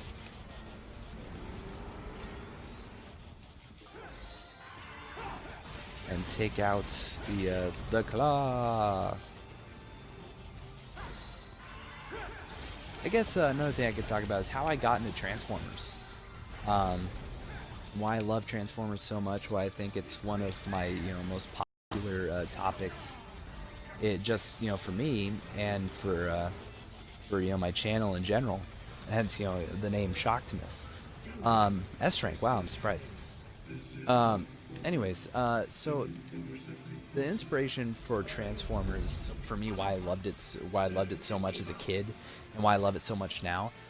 I grew up with the season 1 of the Transformers G1 series, the 1984 Transformers, the Transformers as it was called then, season 1, and I absolutely adored it. It was like my favorite thing. And that's the thing, is I only had that and the 1986 the Transformers the movie, and those were the only two things of Transformers I had at the time, and it was like my most favorite. They were my most favorite two things ever. And that's the thing, is like I didn't care about the fact that like I was missing on so much, just because like I didn't watch season 2, because I didn't know that there was a season 2, because I thought it was just movie, or just season 1 movie. That's it. That's all that I thought there was to it. And so I didn't know that there was like this whole other thing. Like there was season 2, And then there was season 3 and season 4, and then the Headmasters and all that. I had no idea that all that even existed. And so I didn't know about any of it. And so then 2007 rolls around, and then I was 5 at the time, and the Transformers Michael Bay movie would come out. And I absolutely loved that movie too. That movie was one of my favorites also. I still think I love the Transformers G1 more. It's definitely one of my most favorite movies to this day.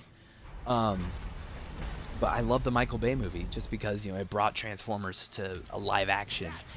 It was a lot of fun to watch. And so then I believe I watched that movie in theaters. And I got all the toys, all the Transformers toys and all that awesome stuff. As a result. And then, oh boy, this guy's going crazy.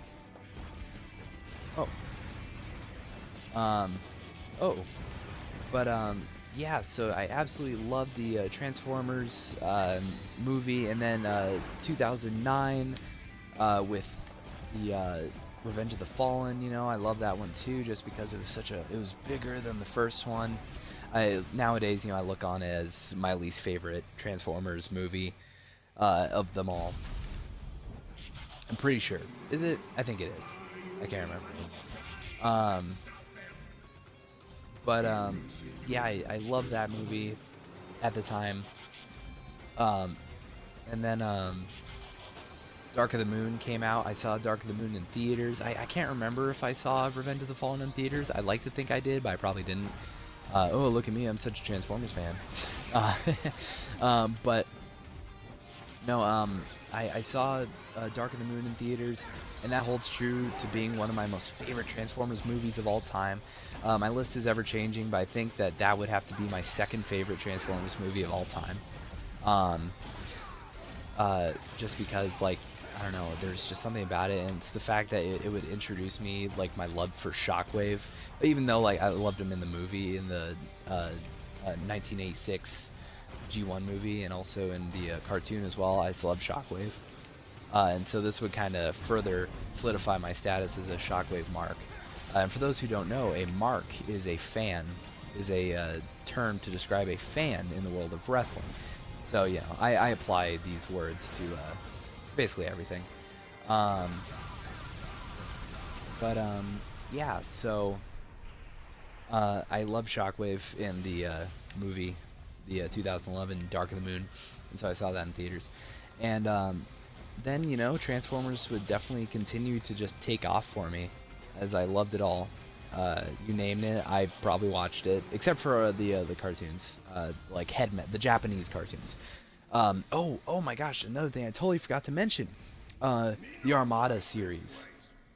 Transformers Armada was a series I absolutely adored at the time, and still do. The game, right?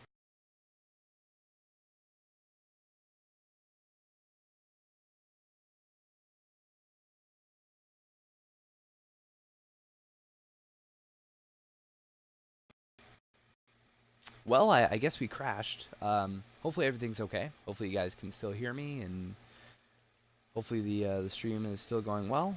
I sure hope so. But anyways, we're back. Transformers Armada was definitely a huge part, another part of my love for Transformers, because I had Transformers Armada Season 1, Part 2.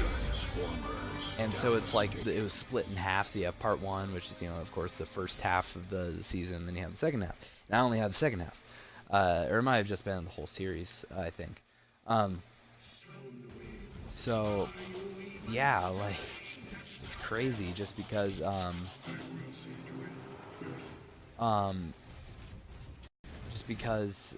the game gonna work with me now? Yes, it will. Perfect.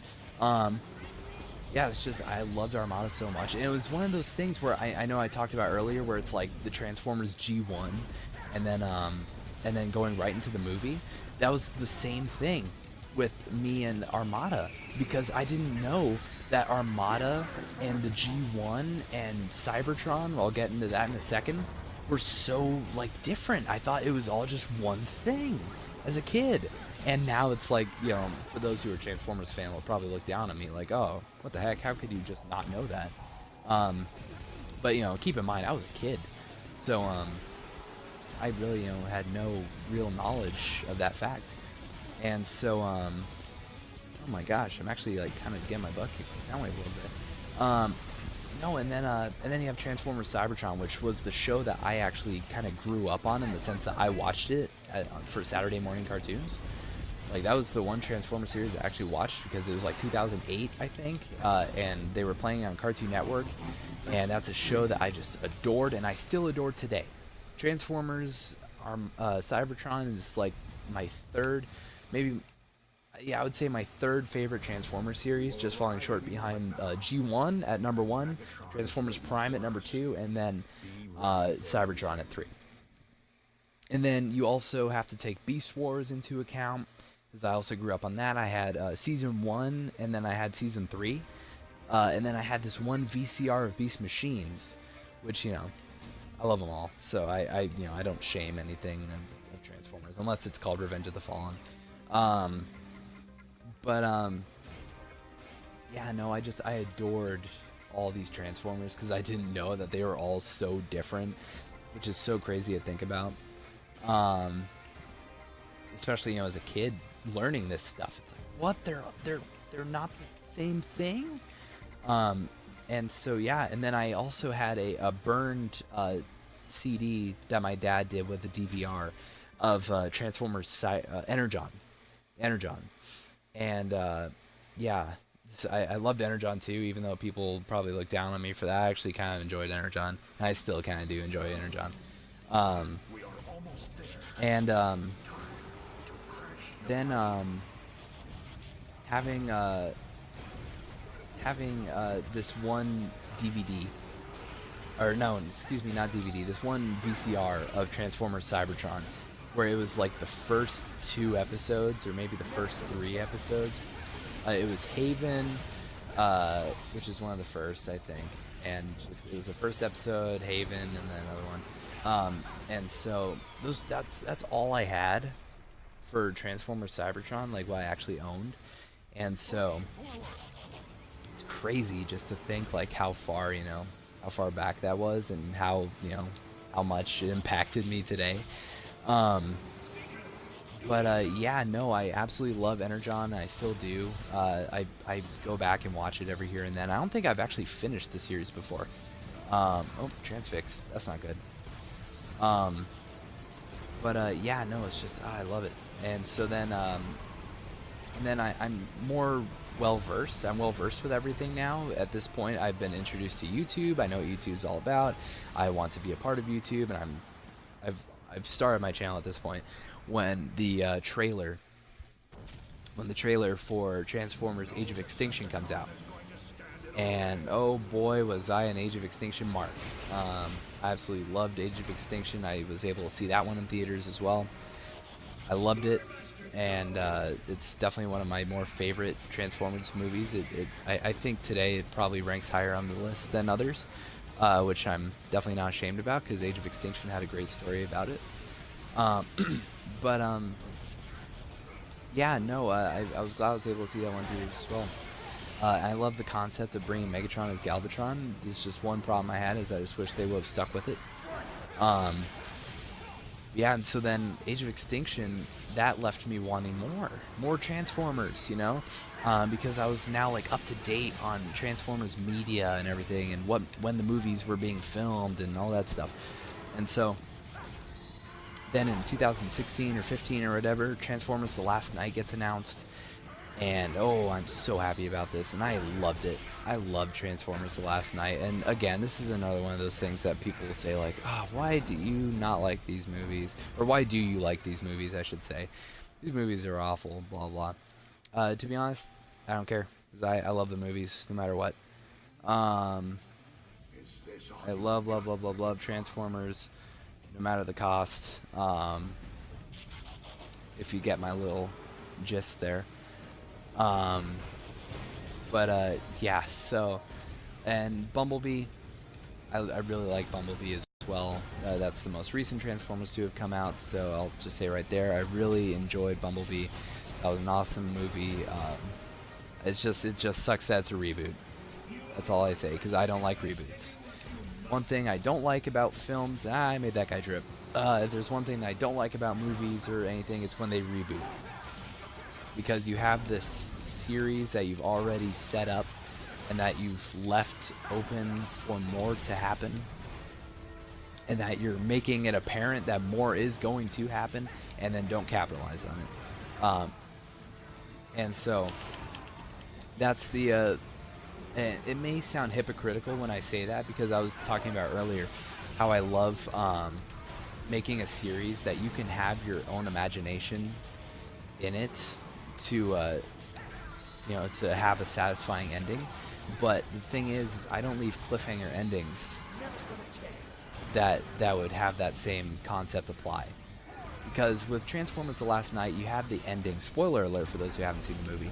You have the ending where Quintessa is talking to that construction worker at the Unicron horn, and then she's saying, I can show you how to kill him or whatever, and none of that's ever capitalized on ever. Nothing is going to happen with that, and something was. You could definitely tell that something was going to happen with that for sure, but nothing did, which is very unfortunate. Something I definitely feel should have happened. Oh boy, that's a lot of explosive Insecticons.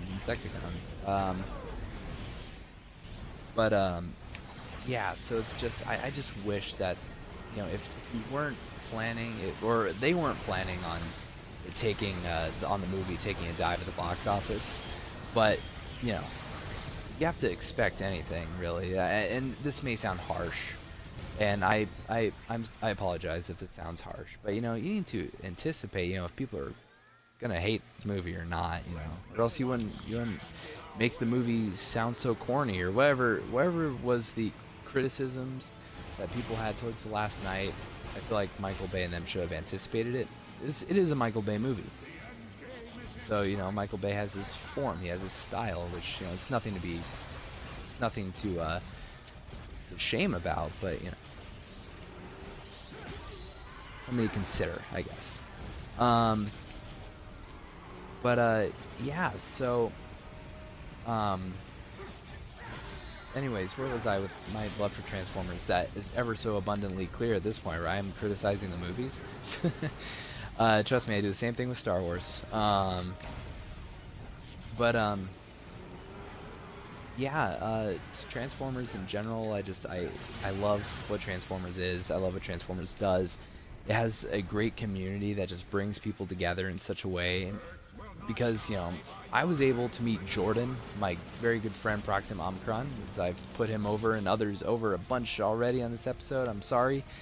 Made those guys despawn, haha. Yeah, it's just, I was able to become such great friends with Jordan as a result of our love for Transformers. Because Jordan loves Transformers very, very much. I know, I'm giving up my crown here, but I would say Jordan loves Transformers more than I do. And, I feel like that can't be disputed. Because this man, he does it all. He collects all kinds of the toys and knows all kinds of the media, reads the IDW comics. I don't. So therefore, that makes him a bigger fan than I am. And I'm proud to say that Jordan is a better fan of Transformers than I am. A bigger fan of Transformers than I am. Not competition, so I won't say better. But a bigger. So yeah, it's just, Jordan and I are able to talk so much about Transformers, and it's just such a great bonding thing that we're able to talk about, and I love it to death. And just being able to talk with people about certain hobbies and all that, people that relate to you in such a big way, is so influential to how we are as a society today. Having that relatability, it's great. Oh, this is going to be the most fun fight of them all. Let me tell you guys. For those who don't know, this is going to be the best fight in the game. Shockwave was the hardest boss fight. that Wheeljack defend him mission was probably the hardest, even though I went through it with relatively no problem. That was just, you know, luck of the draw, I guess. But this mission might be one of the most fun just because it's such a cluster truck. You got all these construction vehicles and all these trucks and stuff, so cars. Oh no, I got stuck in the ground by using my special thing. Yeah, so Transformers, again, I just absolutely love it no matter what. And you'll notice a lot with what I do with my stop motions. I don't try to make it specifically one brand. Because you have the Combiner Wars, you have the generations, like all kinds of generations and universe and all this stuff. I really try to blur the lines with, in the movies also, I really try to blur the lines. And I make it so that all the characters are able to be compatible with one another. And to be honest, I really like the way that has gone, so I will continue doing that. If I do plan on making more Transformers after finishing The Awakening, which I probably will. Just because Transformers is so awesome, and apparently loved by the fans who have watched the series. Apparently everyone really likes it, so I really appreciate it. Could not appreciate it any more, to be honest. Or maybe, you know, maybe I'll do another series of Transformers. Who knows? But there's plans. There are plans. I'll say that much. Is that there are ideas on the table. Well, not there are ideas. Not 100% plans, but there are little things in the back of everyone's mind that I work with.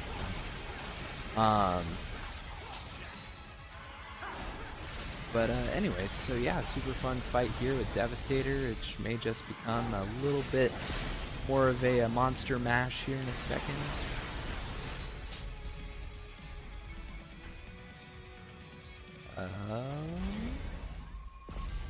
There we go. There we go. I'm just gonna kick this off right away by getting a little bit of an advantage with it by hitting those guys with the stuff. And I noticed that Devastator, whenever he gets those drill hands, he starts jumping all over the place, which is pretty crazy. But let me tell you guys, we are getting very close to the end of the game, and I am surprised that in 117 minutes we have gotten this far. I felt like it would take way longer. And it's only 11:20 at night, so therefore, you know, it's been a little, just about 2 hours that I started streaming this. I started making this video, so we are definitely going to finish this game in the entirety of this video. So for those who want to get a completionist run for the Sideswipe walkthrough, there you go. you're getting it. And there goes Devastator. You know, something I love about this game is it's very low key and very subtle connections to the G1 movie and the G1 cartoon in general, because of course the art style is designed off the G1 cartoon. Love that, of course. G1, my favorite show. Yeah, I think it's super awesome that they have little subtle connections as well, being that with the scene when you're on the Proud Star, and then the Proud Star tells you that that there's, you know, something coming. And for the Optimus Prime story, it says it, you know, a little better, because it tells you that the end of the war is coming, and Optimus willing to do what it takes to ensure that his people survive. So yeah, and there we go. That is that mission complete. S ring. Wow, I'm surprised. Trust me. And he took the Ferrotaxes with him. I think we are at the final mission. The final dealio. Yes, we are. The ultimate showdown between Optimus Prime and Megatron. This may be one of the hardest battles, but I still think that Shockwave is the hardest. Oh boy. Just because I've had plenty of problems with Shockwave, and it's such a fast-paced fight that, you know, you really need to have your head on a swivel when it comes down to it.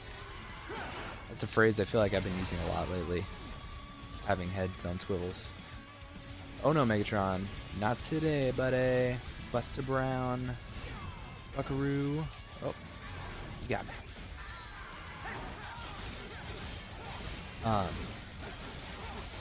Yeah, so this game, definitely a recommendation. If anyone's ever considered getting this game, or if anyone has no idea what this game is about and would like to get it and have had some insight from watching me play it, I highly encourage you to get it.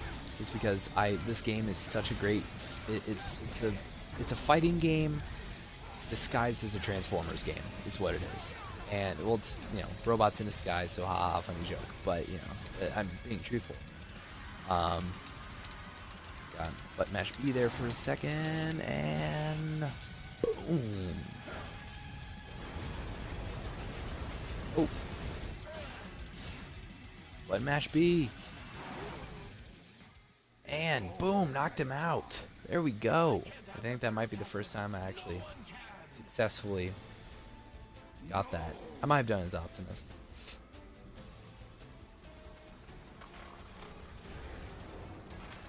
So does Sideswipe do it in this case? Because I'm actually curious.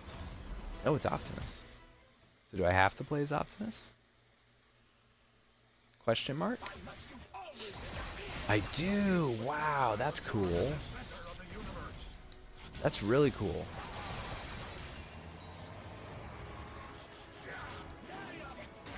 Oh, shoot.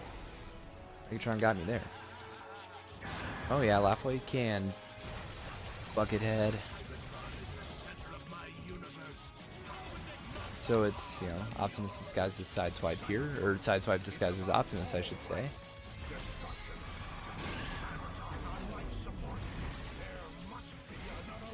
Because I have Sideswipe's weapons, so you know how it is, everyone. Oh boy.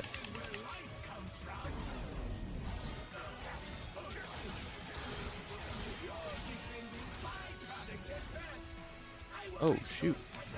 Yeah, I was not anticipating this to be this difficult, because the last time I played this as Optimus Prime, I quite literally ran through Megatron. Not so much this time around. Alright, time button mash, right? X, B. Button mash B. Get that high score going. Weakasha. Boom. Over. Over for you, Megatron.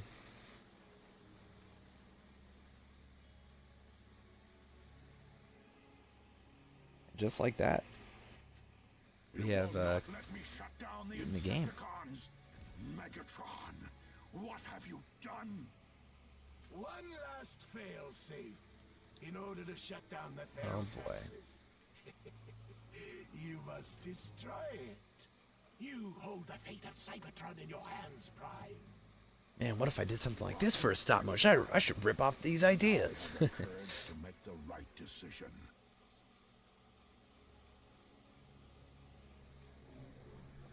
No! Boom. You're going, Prime. You did it, buddy.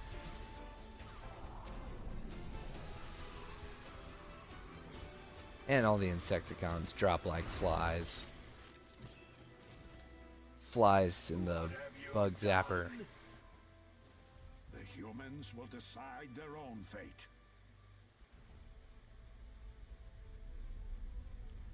See ya. That basically wraps it up there. And we have it.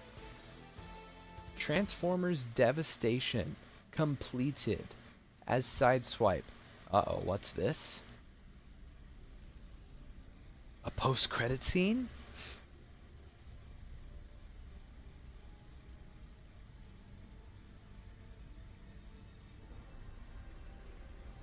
Oh boy. Nova Prime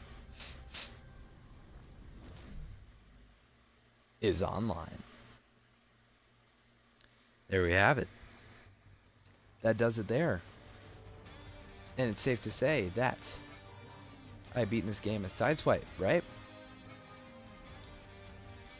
Can I get that affirmation achievement that I beat the game as Sideswipe? I did. I did it. Right? Right? There we go. Got it. Raging Bull. Complete all chapters on any difficulty using Sideswipe.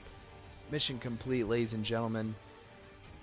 Mission complete indeed. We have succeeded. We have beaten the game as Sideswipe, and you all have learned a little bit more about me, hopefully, and hopefully everyone, you all enjoyed this as much as I did, because I absolutely love doing these kinds of videos. They're always a blast, and I look forward to doing more. So, I guess everyone, viewers, ladies and gentlemen, boys and girls, children of all ages, viewers, like I said, I hope you all enjoyed. Thank you all so much for watching. Please, as always, leave a like, comment, subscribe, awesome stuff down below. Be sure to tap that notification bell because I always forget about it, so you might forget or you might not notice when I upload a video. So if you tap that notification bell, you'll be notified right away. And take care, everyone. Stay awesome, and we'll see y'all next time. Bye-bye.